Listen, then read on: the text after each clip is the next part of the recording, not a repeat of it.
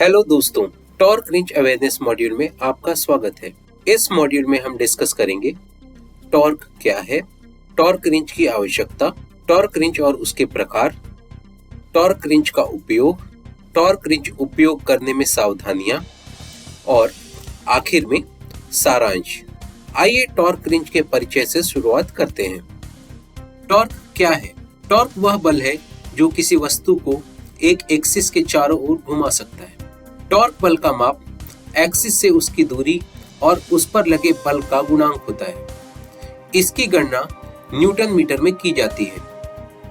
आइए एक छोटे से उदाहरण से टॉर्क को समझते हैं।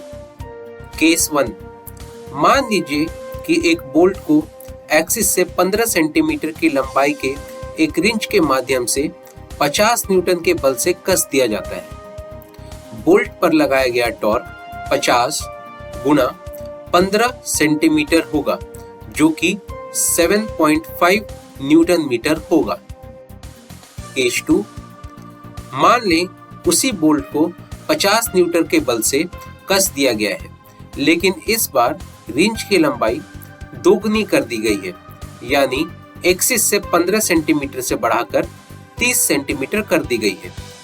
बोल्ट पर लगाया गया टॉर्क 50 गुना 30 सेंटीमीटर होगा, जो कि 15 न्यूटन मीटर होगा। इससे पता चलता है भले ही हाथ द्वारा लगाया गया बल समान है, लेकिन कसने वाला टॉर्क स्पैनर की लंबाई को 2 गुना करने से 2 गुना हो जाता है। इस प्रकार सटीक टॉर्क को बनाए रखने के लिए टॉर्क रिंच की आवश्यकता होती है। टॉर्क रिंच की आवश्यकता: जब दो वस्तुओं को नट और बोल्ट के माध्यम से कस दिया जाता है, तो इसे लंबे समय तक झेलने के लिए उस पर लगाए गए एक्सियल बल की निगरानी की जाती है।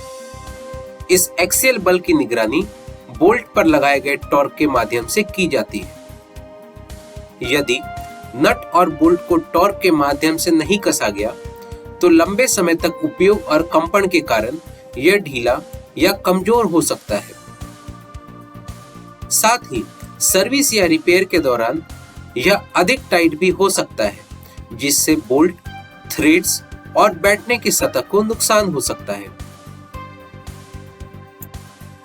टॉर्क रिंच और उसके प्रकार। टॉर्क रिंच एक उपकरण है जिसका उपयोग नट और बोल्ट को पूर्व निर्धारित टॉर्क वैल्यू पर कसने के लिए किया जाता है। वर्कशॉप में प्रयोग होने वाले टॉर्क रिंच हैं dial type torque wrench, click type torque wrench. आमतौर पर वर्कशॉप में क्लिक टाइप टॉर्क रिंच का उपयोग ज्यादातर सर्विस और रिपेयर प्रक्रिया में किया जाता है। टॉर्क रिंच का इस्तेमाल: आइए मान लें कि हमें एक्टिवा के फ्रंट एक्सल नट को टाइट करना है। शॉप मैनुअल में जांच करने पर हम आसानी से देख सकते हैं कि फ्रंट एक्सल नट को कसने के लिए उस पर लगने वाला टॉर्क 56 न्यूटन मीटर है। इसी तरह हम शॉप मैनुअल में हर नट और बोल्ट पर लगने वाले टॉर्क देख सकते हैं। HMSI के वाहनों में उपयोग किए जाने वाले कुछ समान टॉर्क वैल्यू हैं। आइए देखें कि इस 56 न्यूटन मीटर टॉर्क को टॉर्क रिंच पर कैसे सेट करें। टॉर्क को एडजस्ट करने के लिए टॉर्क रिंच में 2 स्केल होते हैं, मेन स्केल और सेकेंडरी स्केल। मेन स्केल पर 30 का लाइन रेफरेंस लाइन की सीध में मिला हुआ है और सेकेंडरी स्केल पर 0 का पॉइंट रेफरेंस पॉइंट की सीध में मिला हुआ है। अब नॉब को घुमाते हैं। सेकेंडरी स्केल रीडिंग 0, 1, 2 से आगे बढ़ेगा और रेफरेंस लाइन के साथ फिर 0 की सीध में मिल जाएगा। इस बार हम देख सकते हैं कि मेन स्केल की रीडिंग 30 से बढ़कर 40 की सीध में आ गई है और अब वर्तमान रीडिंग 40 न्यूटन मीटर है। इसी प्रकार हम नॉब को और घुमाएंगे ताकि मेन स्केल की रीडिंग 50 तक बढ़ जाए। इसके बाद हम नॉब को और घुमाएंगे और सेकेंडरी स्केल को 6 की सीध में रेफरेंस पॉइंट से मिलाएंगे। अब हमारे टॉर्क रेंज में मेन स्केल पर 50 और सेकेंडरी स्केल पर 6 है, जो 56 न्यूटन मीटर के रूप में रीडिंग दिखाता है। आइए एनिमेशन की मदद से कुछ और उदाहरण को समझते हैं। 32 न्यूटन मीटर के टॉर्क वैल्यू को सेट करने के लिए सबसे पहले हम मेन स्केल पर 30 न्यूटन मीटर और सेकेंडरी स्केल पर 2 न्यूटन मीटर वैल्यू सेट करेंगे। इसी प्रकार 51 न्यूटन मीटर के टॉर्क वैल्यू को सेट करने के लिए पहले हम मेन स्केल पर 50 न्यूटन मीटर और सेकेंडरी स्केल पर 1 न्यूटन मीटर वैल्यू को सेट करेंगे। 47 न्यूटन मीटर के टॉर्क वैल्यू को सेट करने के लिए भी यही तरीका अपनाएंगे। अब नट को कसने के लिए टॉर्क रिंच का उपयोग करें। टॉर्क की सही वैल्यू तक पहुंचने पर टॉर्क रिंच से क्लिक की आवाज आएगी।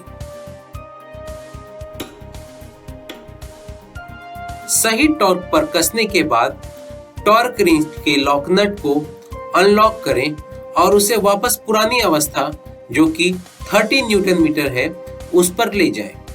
क्रिटिकल पॉइंट्स पर टॉर्क की सही value: scooter front axle nut 56 newton metre, rear axle nut 118 newton metre, steering stem lock nut 68 newton metre, front fork के साथ bottom bridge pinch bolt 49 newton metre, handlebar post nut 49 newton metre, shock absorber निचला bolt 22 newton metre, shock absorber ऊपरी bolt 39 newton metre, engine hanger link pivot nut frame side 54 newton metre और engine hanger link pivot nut engine side 49 newton metre.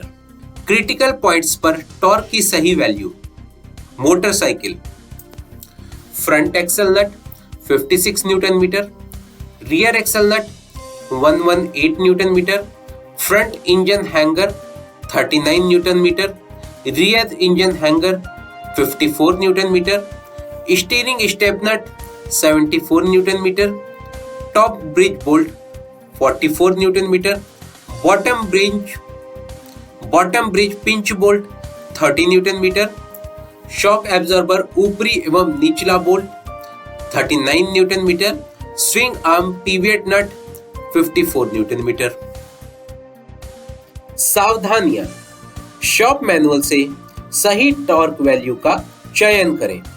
Click type torque range से सही torque कसने पर एक click की आवाज आती है।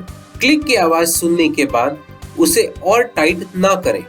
टॉर्क लगाने से पहले हमेशा नट बोल्ट की चूड़ियों को साफ करें। स्टोर करने से पहले टॉर्क रिंच को हमेशा अनलॉक और ढीला कर शुरुआती पोजीशन में ले जाएं। सारांश: टॉर्क वह बल है जो किसी वस्तु को एक एक्सिस के चारों ओर घुमा सकता है। टॉर्क बल और लंबाई का गुणांक होता है। इसे न्यूटन मीटर में मापा जाता है। वाइब्रेशन के कारण टॉर्क नहीं किए हुए नट बोल्ट समय के साथ ढीले हो सकते हैं। बोल्ट को अधिक टॉर्क देने से बोल्ट या सदक को नुकसान हो सकता है। हमेशा शॉप मैनुअल से सही टॉर्क वैल्यू की जांच करें। टॉर्क रेंज पर सही टॉर्क मान सेट करें और उपयोग करने से पहले इसे लॉक कर दें। बोल्ट को तब तक कसें जब तक कि क्लिक की आवाज ना सुनाई दे। उपयोग के बाद टॉर्क रेंज को ढीला करें और उसे सही स्थान पर स्टोर करें।